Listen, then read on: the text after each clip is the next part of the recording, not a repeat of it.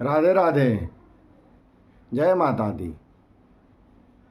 आइए आज हम लोग बैठे हैं कि हरित तालिका व्रत जिसे तीज कहते हैं, कब मनाना चाहिए, किसे मनाना चाहिए, कैसे मनाना चाहिए और इसको मनाने से क्या फ़ायदा है, इन सभी बातों पर हम लोग चर्चा करते हैं। जैसा कि हम सभी जानते हैं कि ये जो तीज है वो भाद्र शुक्ल तृतीया तिथि को मनाया जाता है। तो इस बार हम लोग कब मनाएंगे? इस बार हम लोग 6 तारीख को मनाएंगे। क्यों? क्योंकि निर्णय सिंधु के अनुसार जो पर दिन हो उसे मनाना चाहिए, पूर्व दिन ग्रहण नहीं करना चाहिए। तो पर दिन के हिसाब से 6 तारीख को पड़ रहा है, जो कि दिन के मिथिला विश्वविद्यालय दरभंगा के अनुसार दिन के 12 साढ़े 12 तक है। दूसरे पंचांग के अनुसार जैसे काशी विश्वविद्यालय पंचांग या अन्य सभी पुलकित पंचांग या और कोई जो बनारस का है ऋषिकेश पंचांग है, इन सब के अनुसार लगभग किसी में 1 है, किसी में 2 है और अन्य राज्यों में किसी में 3 बजे तक है तृतीया तिथि। इसलिए उस दिन ही मनाएं हम लोग। 6 तारीख को तृतीया तिथि है और उस दिन हम लोगों को तीज मनाना चाहिए।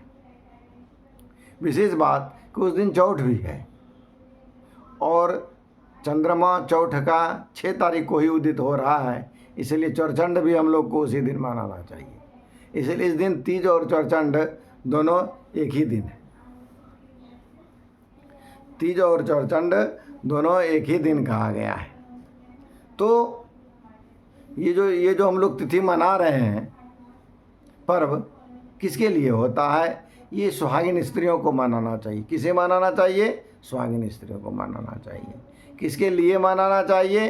तो अपने पुत्र की कामना तो है ही, साथ ही साथ मुख्य रूप से अपने पति की उम्र की लंबी कामना के लिए, अर्थात अपने सुहाग की रक्षा के लिए ही हमें इस पर्व को मनाना चाहिए। आप सुहागिन रहें, इसलिए सुहागिन स्त्रियां इसे मनाती हैं। कब? इस बार 6 तारीख को मनाना है।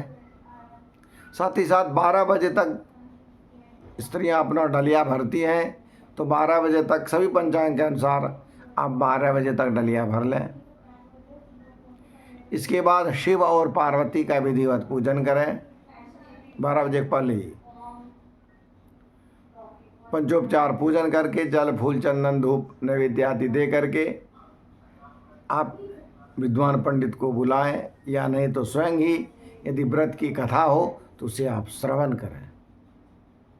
इसके बाद सुबह दूसरे दिन आप प्रातःकाल अपने व्रत को समाप्त करें। इस तरह से यदि सुहागिन स्त्रियां शिव जी की उपासना करती हैं इस व्रत को रख करके, तो निश्चित ही वो अखंड सौभाग्यवती होती है।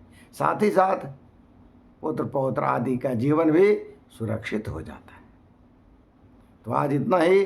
शेष हम लोग अगले वीडियो के साथ अगले दिन उपस्थित होंगे। प्रेम से बोलिए राधे राधे।